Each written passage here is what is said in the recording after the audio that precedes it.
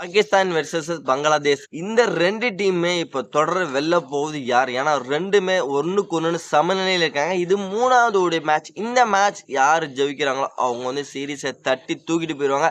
அப்படிப்பட்ட சூழல்ல சீரியஸான இந்த மேட்ச்ல ஒரு பயங்கரமான ஒரு ட்விஸ்ட் இருந்தது. பாகிஸ்தான் சீரிஸை ஜெயிப்பாங்களா இல்ல பங்களாதேஷ் ஜெயிப்பாங்களா அப்படின்ட்டு த்ரில் மூமெண்ட் இருந்தது. கடைசி வரைக்கும் ஒரு திக் திக் நிமிடமா இருந்தது. ஆனா கடைசியில வந்து பார்த்தீங்கன்னா ஒரு மேஜிக்கல் பர்ஃபார்மன்ஸ் நடந்துச்சு. அசால்ட்டா வந்து பார்த்தீங்கன்னா பங்களாதேஷ் அணி இந்த கோப்பையை தட்டி தூக்கிட்டு போயிட்டாங்க. அப்படி என்ன நடந்தது அப்படின்னு தான் இந்த வீடியோவில் நம்ம வந்து பார்க்க வந்திருக்கோம் நண்பர்களே. வணக்கம் நண்பர்களே. பாகிஸ்தான் வெர்சஸ் பங்களாதேஷ் 3வது ஓடிய மேட்ச் நம்ம யாரும் எதிர்பார்க்காத வகையில் வந்து பார்த்தீங்கன்னா இன்னைக்கு பங்களாதேஷ் அணி ஜெயிச்சு சீரீஸை தட்டி தூக்கிட்டு போயிருக்காங்க. இந்த மேட்ச்ல டாஸ் வின் பண்ண பங்களாதேஷ் அணி முதல்ல நாங்கள் வந்து பேட் பண்ணுறோம் அப்படிங்கிற ஒரு டிசிஷனை வந்து எடுத்தாங்க. அதுக்கப்புறம் வந்து பார்த்தீங்கன்னா அந்த தொடக்கம் அவங்களுக்கு சூப்பராக அமைஞ்சதுன்னே சொல்லி ஆகணும். ஹசன் 2 பேரும் சேர்ந்து பாகிஸ்தானோட பவுலிங் யூனிட்டை வந்து பார்த்தீங்கன்னா சுக்குநூறாக சிதைக்க ஆரம்பிச்சிட்டாங்க. ப்ளஸ் அதுவும் குறிப்பிட்டு சொல்லணும்னா தன்சிம் ஹசன் ஒரு அருமையான ஒரு 100 வந்து பதிவு பண்ணார்.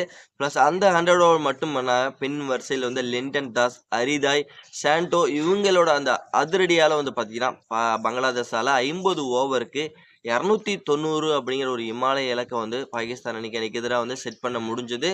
அதுக்கப்புறம் பேட்டிங் ஆட ஆரம்பிச்ச பாகிஸ்தான் அணி 291 ரன் அடிச்சு அந்த வெற்றி இலக்கோட ஆட ஆரம்பிச்ச பாகிஸ்தான் அணி வந்து பார்த்தீங்கன்னா ஆரம்பத்துல இருந்தே வந்து ஸ்ட்ரகிள் பண்ண ஆரம்பிச்சாங்க. எஸ்பெஷலி வந்து ஃபர்கான், ரிஷ்வானோட விக்கெட்டையும் எடுத்தாங்க. ஓவராலா பார்த்தீங்கன்னா பாகிஸ்தான் அணி ஒரு 80 ரன்னுக்கெல்லாம் 5 விக்கெட் இழந்து தத்தளிக்க ஆரம்பிச்சாங்க. அவ்வளோதான், பாகிஸ்தான் முடிஞ்சிருச்சு அப்படின்னு நினச்சிக்கிட்டு இருக்கும்போது அப்போ அந்த இடத்துல ஒரு அருமையான ஒரு பார்ட்னர்ஷிப்ங்கிறது பாகிஸ்தான் பில்ட் பண்ணுறாங்க.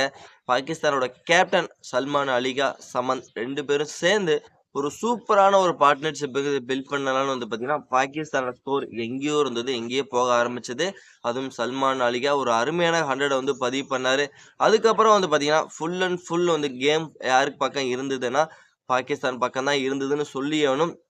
பாகிஸ்தான் தான் இந்த ஜெயிக்க போகுது. 48 ஓவருக்கு வரைக்கும் பார்த்தீங்கன்னா பாகிஸ்தான் தான் இந்த மேட்ச் வந்து ஜெயிக்கும் அப்படிங்கிற மாதிரி இருந்தது சூழ்நிலை. அந்த 48வது ஓவரில் சல்மான் அலியாவோட விக்கெட் வந்து டஸ்கின் அகமது எடுப்பார்.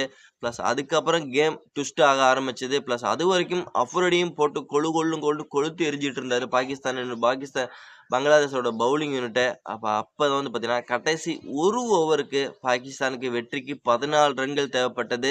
அந்த இடத்துல அஃப்ரிடியால் ஒன்றுமே பண்ண முடியல.